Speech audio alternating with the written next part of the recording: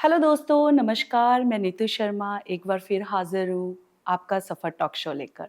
उम्मीद करती हूँ कि आपको ये शो पसंद आ रहा होगा और आप सब अच्छे होंगे। आज मैं जिनकी मुलाकात आपसे करवाऊँगी उनका नाम है Farhana Khan. Park x community के लिए वो काफ़ी वर्क कर रहे हैं, काफ़ी लोगों की हेल्प करते हैं और आइए जानते हैं उनसे उनके सफ़र के बारे में।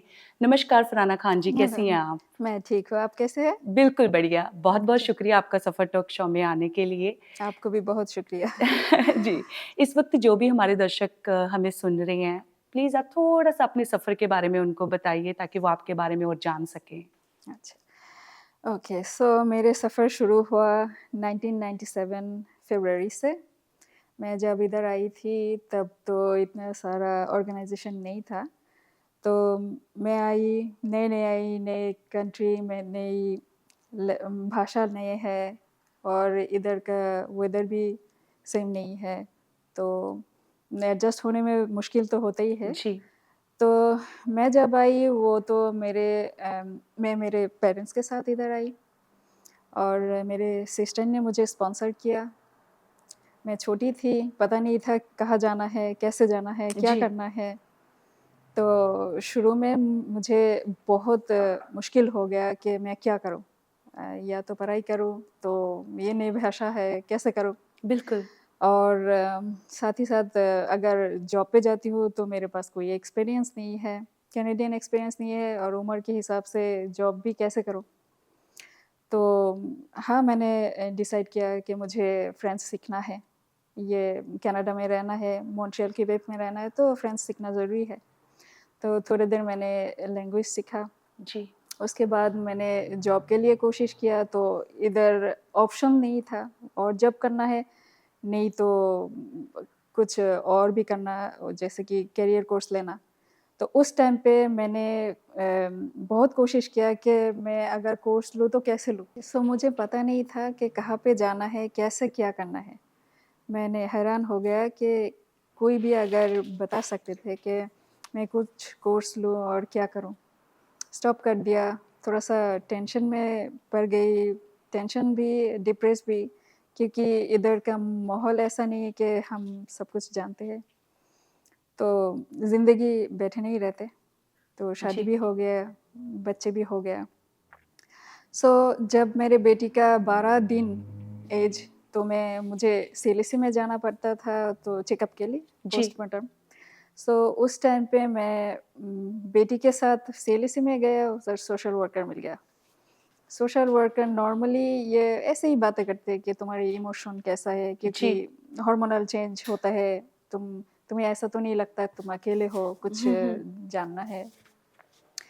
तो साथ ही साथ मैं एक अफ्रीकन लेडी को मिली। जी, उस टाइम पे वो लेडी सिर्फ़ मेरे बात ही सुन रही थी और मेरे साथ बेबी के साथ खेल रही थी। तो उसने मुझे बताया कि तुम्हें ऑर्गनाइज़ेशन के बारे में पता है? तो मैंने बोला नहीं वो सब कुछ मुझे नहीं पता। जी, तो उसने बोला कि देखो एक दिन मेरे साथ आ जाओ, तो मैं तुम्हें कुछ इन्फॉर्मेशन दूँगी। जी। तो ऐसे तो मुझे थोड़ा-सा डर लगा कि एक तो मेरे जैसा नहीं है और दूसरा मेरे छोटे बेबी के साथ पता नहीं क्या होगा। बिल्कुल। सो वो मुझे थोड़ा-सा इंसिस्ट कर रही थी कि आ जाओ, 1 दिन आ जाओ, 1 घंटे के लिए आ जाओ, तो देखना तुम्हें अच्छा लगेगा। तो मैंने डर गई, मैंने बोला नहीं जाना। बिल्कुल। तो फिर वो मेरे मेरे पीछे-पीछे मेरे घर तक आ गई। जी, तो मैंने दरवाज़ा बंद कर दिया क्योंकि मुझे डर लगा। सेकंड डे उन्होंने दोबारा आ गए, मेरे दरवाज़े में आ गए। मेरे साथ मेरे बेबी थे, तो उसने बहुत सारे गिफ्ट लेके आया।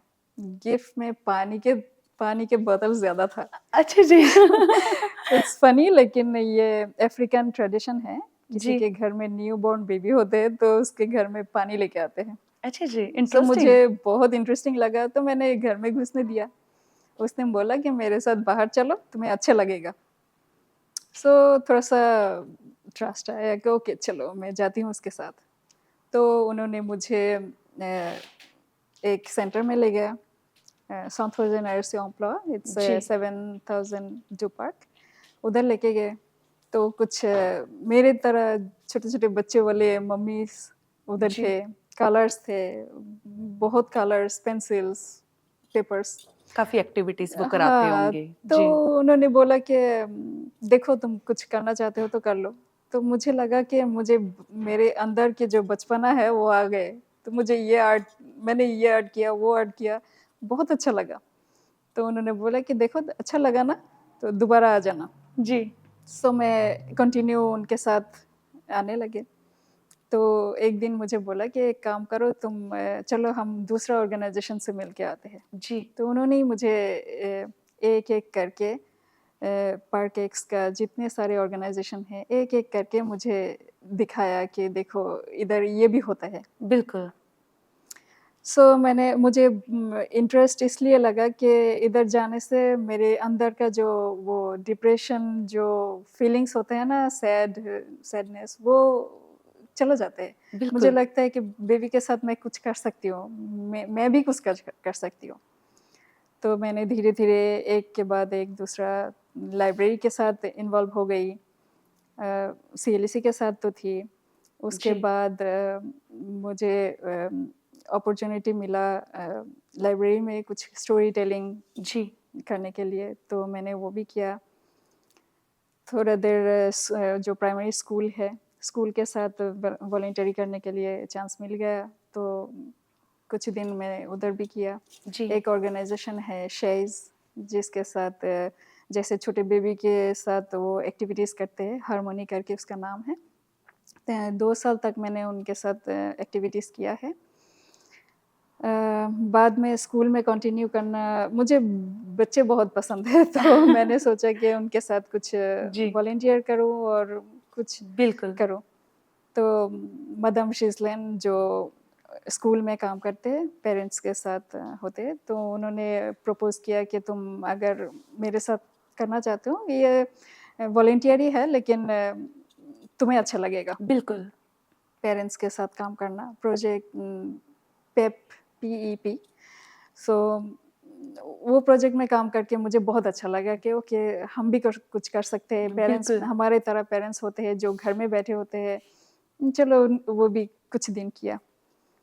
फिर उधर से ही मुझे एक और लेडी के साथ मुलाकात हुआ। उनके नाम था मुझे याद नहीं है जी, हाना और ऐसा कुछ है।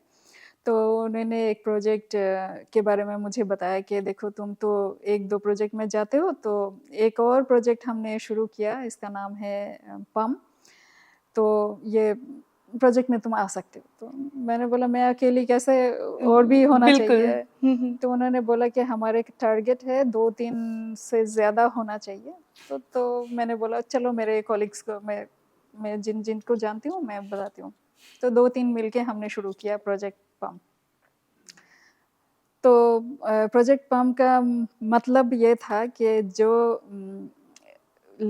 औरत घर में बैठे होते हैं जी, जॉब करने के लिए अपॉर्च्युनिटी नहीं है मे बी वो शाय है मे बी उसके अंदर डर है और उसको पता नहीं है क्या करना तो बिल्कुल, उनको घर में नहीं रखने से और भी डिप्रेशन आ जाएगा बिल्कुल, बीमार हो जाएंगे तो हमारा मतलब ऐसा था कि आप निकलो कुछ भी करो बिल्कुल। निकलो हम सबके घर में जा के नॉक करके निकलो चलो हम बाहर जाते हैं कुछ करते हैं वॉव! तो समर में तो ठीक था, पार्क में चले जाते थे, वो बच्चों के साथ घूमते थे, आर्ट करते थे, ऐसा ही। जी, तो प्रोजेक्ट थोड़ा-सा चेंज हो गया, थोड़ा-सा ज़्यादा पीपल आने लगा, तो पार्टिसिपेंट ज़्यादा था, तो हमने सोचा कि एक पॉटलक जैसा करते हैं। सबको कुछ ना कुछ लेके आने के लिए बोल देते हैं, तो चले कैसा होता है। बिल्कुल। तो हमने इनवाइट किया नॉर्मली 50 और 70 तो हमारे साथ 200 तक लोग आ जाते थे। ओह! सिर्फ़ लेडीज़ साथ में बच्चे अच्छा जी, और फूड अनबिलीवेबल कहाँ से कहाँ आ जाते थे। तो ये प्रोजेक्ट बहुत अच्छा चल रहे थे। तो साथ ही साथ मेरे घर का कुछ प्रॉब्लम भी चल रहा था, जैसे कि मेरे मकान मालिक थोड़ा-सा जी, हैरेस कर रहे थे, तो उस टाइम पे मैंने ऑर्गेनाइज़ेशन कैब जो है, उनके साथ बात किया। बिल्कुल, आंद्रे त्रिपानी बोल के एक नाम है, तो उन्होंने मुझे बहुत हेल्प किया, जैसे साथ में रेज़्यूमे जाना लेटर्स लिखना, लॉयर ढूँढ के देना, तो जितना हो सके उसने मुझे बहुत हेल्प आपको किया। मदद मिली। बहुत ही बहुत। जैसे मुझे पता नहीं था कि बाय लॉ मैं क्या कर सकती हूँ। अगर मकान मालिक बोलते छोड़ दो, घर छोड़ना पड़ेगा। जी, अगर $200-300 बढ़ाना, तो वो भी मैंने सोचा कि हाँ, करना है। लेकिन ये बात नहीं है। इधर का कुछ रूल्स है, रेगुलेशन है जो हमें सीखना है, जानना है। तो मैंने उनसे सीखे। तो मुझे लगा उनके साथ भी मैं कुछ करूँ, वॉलंटियरली जो भी करना है, जैसे कि मोबिलाइज़ेशन करना है, फ्लायर्स बाँटना है, सबको बताना है कि ये जी, क्या है, कितना परसेंटेज बढ़ सकते हैं। घर में अगर चूहा है, माउस है, जो भी है, कुछ भी है, तो इनके बारे में हम सिटी से कंप्लेन कर सकते हैं। अगर जी, जैसे लाइट चले जाते हैं, इलेक्ट्रिसिटी बिल कैसे आते हैं, अचानक ज़्यादा बिल आ गया तो उसका अरेंजमेंट कैसे करते हैं। तो इस बारे में मैंने उनसे सीखा है और मैंने सोचा कि सबको इन्फॉर्म भी इन्फॉर्मेशन करना बिल्कुल। चाहिए। तो साथ ही साथ मुझे स्कूल का इंटरेस्ट था, तो मैंने कोशिश किया स्कूल में अगर पूरा दिन मैं तो मैं नहीं काम कर सकती क्योंकि मेरे पास जी, बच्चे हैं, घर है। तो मैंने हाफ टाइम, जैसे सर्विस दो गार्ड बोलते हैं, सर्विस दो दी ने मैंने लंच टाइम पे मैंने काम शुरू किया। जी, जब टीचर्स लंच में चले जाते हैं, बच्चे खाना खाने आते हैं, तो उस टाइम पे मैंने बच्चे को सर्विस देती हूँ।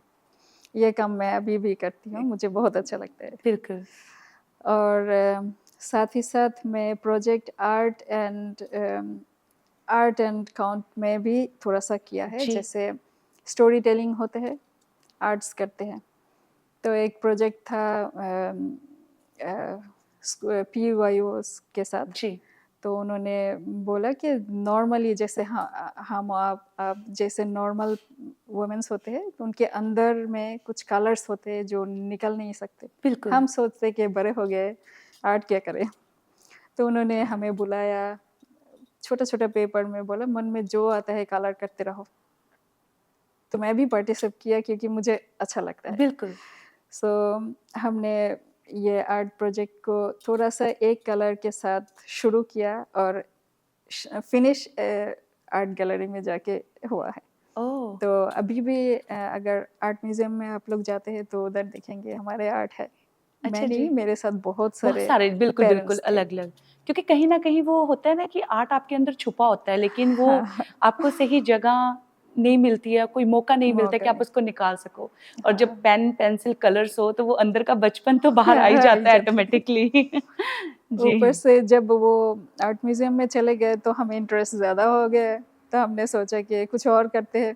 तो हमें ही पूछा गया कि क्या कर सकते हैं? तो हम बोलते हैं कि ओके चलो हम स्टोरी टेलिंग करते हैं जी, क्योंकि हमारे उधर तो बच्चे जब छोटे थे ना नानी-दादी आके बिस्तर पे सुला के स्टोरी बिल्कुल, बोलते थे। तो हमें ऐसा लगा कि इधर के बच्चे तो नहीं सुनते, क्यों ना हम क्रिएट करते हैं खुद से। जी, तो हमने एक स्टोरी क्रिएट किया। आई थिंक हम 7 और 8 वुमेन्स थी उधर। तो हमने छोटा-सा बातों में शुरू किया क्योंकि स्टोरी का हिसाब ऐसा होता है कि शुरू में शुरू होता है, मिडल में कुछ प्रॉब्लम होता है, एंड में जाके फिनिश तो बिल्कुल ऐसा। क्लाइमैक्स। तो हमने ऐसे ही शुरू किया। जी, वो शुरू किया ऐसा एक काऊ के साथ। एक गाँव में जैसे गाँव में ऐसा होता है कि पुअर लड़का होता है, उसके साथ उसके घर में कुछ प्रॉब्लम्स आ जाते हैं ऐसा। जी, तो फाइनली वो स्टोरी क्रिएट हो गया और फिर वो बुक्स बन गया। अभी लाइब्रेरी में वो बुक्स मिलते हैं। अच्छा जी। ऊपर से आई थिंक 7 और 8 लैंग्वेज में भी हमने वो रिकॉर्ड किया। सीडी भी जी। अभी मिलता है, लाइब्रेरी ओके, में है। ये बहुत अच्छी बात है।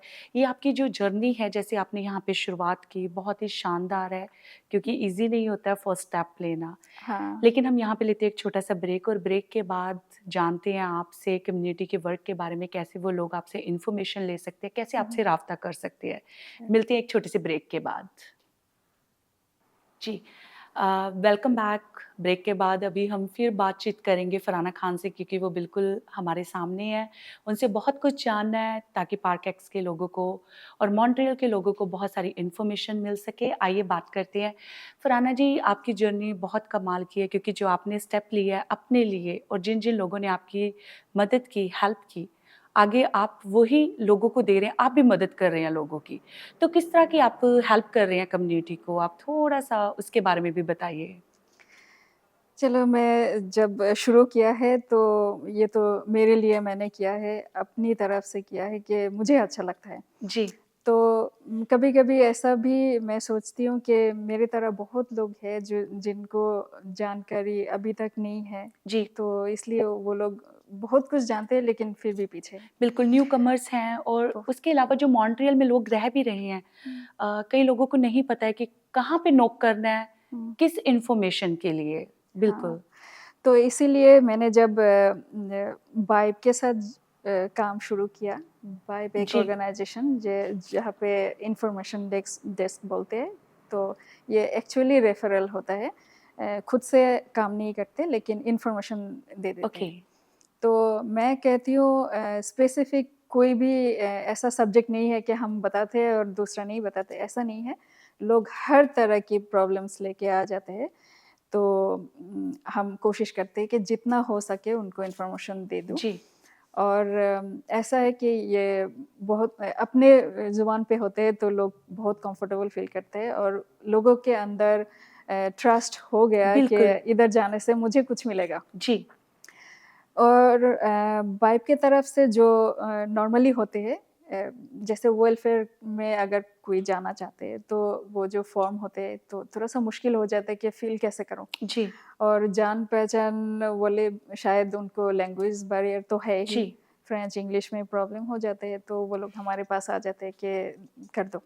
तो वो वेलफेयर फॉर्म हम फिल अप कर फ़िल अप लेते हैं। कर देते हैं। जब छोटे बच्चे को लेके कोई आ जाते हैं कि बच्चे को स्कूल में एडमिशन करना जी, है, सीएसडीएम में कैसे जाना है, कैसे अपॉइंटमेंट लेना जी, है, ये कहाँ पे जा सकते हैं।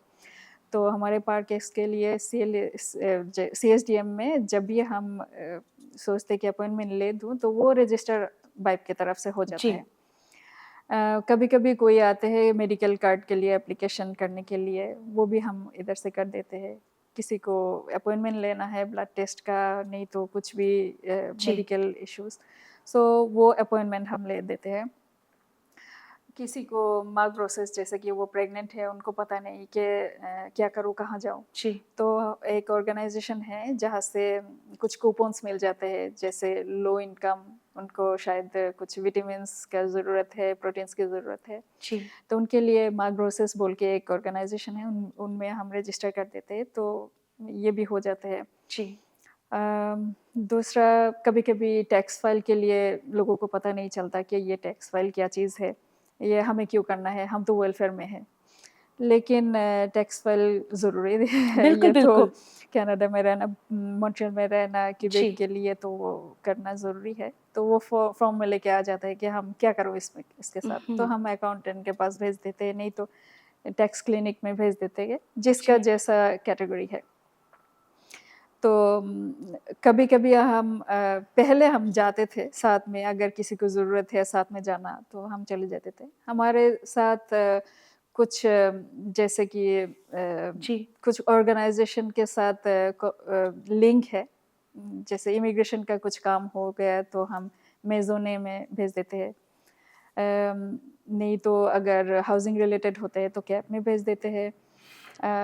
अगर कुछ जैसे वर्क परमिट रिन्यू करना होता है, कुछ कभी-कभी जैसे जॉब में पैसा जॉब किया, काम किया 2-3 महीना और पैसा नहीं मिला होगा, जी। सीन पे काम किया, लीगल है, तो हम इमिग्रेशन जी, वर्कर सेंटर ये में बहुत ज़रूरी इन्फॉर्मेशन है। एक तो हुँ, रिलेटेड टू वर्क परमिट, हुँ, हुँ, बिकॉज़ कई लोगों के जैसे वर्क परमिट अपडेट नहीं हुए हुँ, हैं, हुँ, तो उसके लिए वो जानकारी बहुत अच्छी है। और सेकेंडली हुँ, जो आपने बताया कि लोग काम करते हैं सिन पे हुँ, हुँ, और सॉरी, उनको पैसों के लिए दिक्कत हुँ, आ हुँ। जाती है।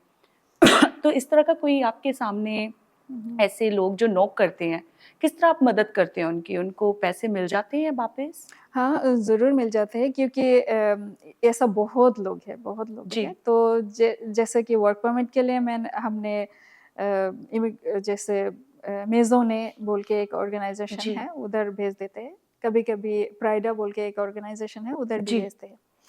और जैसे काम किया और पैसा नहीं मिला हो, तो इसके लिए इमिग्रेशन वर्कर सेंटर में भेज देते हैं कि शायद उधर से कुछ मिल जाते हैं। ऐसा बहुत लोग हैं जो पैसा जिसको पैसा मिल गया और हमें आके बहुत खुशी हो गई बिल्कुल। कि आप लोगों ने बताया, नहीं तो हमें पता नहीं चलता। बड़ी खुशी मिलती होगी जब हाँ, उन्हें उनकी बहुत खुश मेहनत होते हैं और वो लोग सोचते हैं कि कैसे खुशी करूँ? बिल्कुल, हमें तो खुशी मिल गया। क्योंकि जब मेहनत की और उसका हक हाँ, आपको मिले मिल तो गया। वो तो सोने पे सुहागे वाली बात हो जाती है। बिल्कुल, तो इस हुँ, तरह का आपका वर्क है, लोग आप तक आते हैं, मदद के लिए पहुँचते हुँ, हैं। आप उन्हें बता सकते हो कि वो आपको कहाँ पे कॉन्टैक्ट कर सकें? क्योंकि कुछ लोग ऐसे भी हैं जो अभी तक जिनके पास ये इन्फॉर्मेशन नहीं है, कहाँ पे नॉक करना है। आप हुँ। थोड़ा-सा अपनी कॉन्टैक्ट डिटेल और एड्रेस बताइए ताकि वो आप तक रीच करें। जैसे बाइब का फ़ेसबुक पेज भी है और बाइब का खुद का फ़ोन नंबर भी है। साथ में अगर लाइब्रेरी में आ जाते हैं कोई भी, जी, तो वो ऐसा तो मिल ही जाएगा।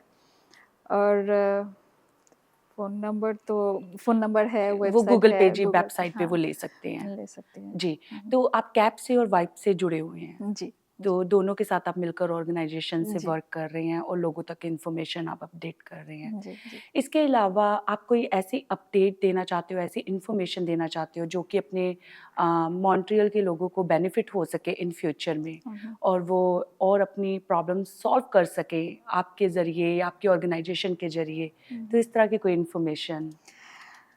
मुझे लगता है क्योंकि मैंने शुरू में ऐसे ही बोला कि अगर घर में बैठे होती हो तो हमें कुछ नहीं पता चलता, जी, तो बाहर निकलना ज़रूरी है। और कहाँ पे निकलना है, जैसे कि अपने आस-पास जो ऑर्गनाइज़ेशन होते हैं, लाइब्रेरी होते हैं, सीएलईसी होते हैं, जी, तो उधर जाने से और इन्फॉर्मेशन डेस्क तो है ही हमारे पास, तो कुछ भी अगर पूछना है, जानना बिल्कुल। है तो ऑफ़ कोर्स जाना चाहिए। पूछना चाहिए। तो ऐसे ही और मुझे लगता है कि घर में बैठो और जॉब पे चले जाओ, उसके बाद घर में सँभालो, बच्चे सँभालो, घर इसमें ज़्यादा जानकारी नहीं मिलता क्योंकि ज़िंदगी इतना छोटा नहीं है। बहुत बिल्कुल, कुछ सीखना है, जानना है, जी। बहुत आगे बढ़ना है। बिल्कुल और खुल के ज़िंदगी जीने के लिए हमें लोगों से राब्ता रखना पड़ेगा, रखना उनसे पड़ेगा, बातचीत करनी पड़ेगी। ज़रूर। हो सकता है वो इन्फॉर्मेशन हमारे लिए नहीं लेकिन किसी के किसी लिए और वो के लिए काम आ हाँ। सकती है और आप एक बहुत अच्छी एग्ज़ाम्पल हैं क्योंकि जैसे आपने अपनी जर्नी स्टार्टिंग में बताई कि कैसे आपने शुरुआत हुँ, की। हुँ। आपको बिल्कुल भी यहाँ के पता नहीं थे रास्ते लेकिन हुँ, हुँ। आपको आगे ज़रिया बना, आपने वो हुँ, रास्ते हुँ। ढूँढे और आज आप वो लोगों को रास्ते दिखा रहे हैं। तो इट्स अ गुड जी। एग्ज़ाम्पल हुँ, कि हुँ। लोग देख सकते हैं जो हमें इस वक़्त सुन रहे हैं, इस वक़्त हमसे जुड़े हुए हैं। हुँ, हुँ। लेकिन मैं आपसे और बातचीत जारी रखती लेकिन समय इजाज़त नहीं दे रहा क्योंकि बहुत सारी इन्फॉर्मेशन हमने आपसे कलेक्ट की है और उम्मीद करती हूँ कि लोग आपसे राब्ता करेंगे। उनको अगर कोई भगवान ना करे उनको कोई प्रॉब्लम हो लेकिन हुँ, अगर हुँ। प्रॉब्लम होगी तो आप जाकर इनसे बातचीत कर सकते हैं और मोर इन्फॉर्मेशन आप ले सकते हैं। जी, शुक्रिया आपका बहुत-बहुत आपको सफ़र भी टॉक शो बहुत में आने के लिए।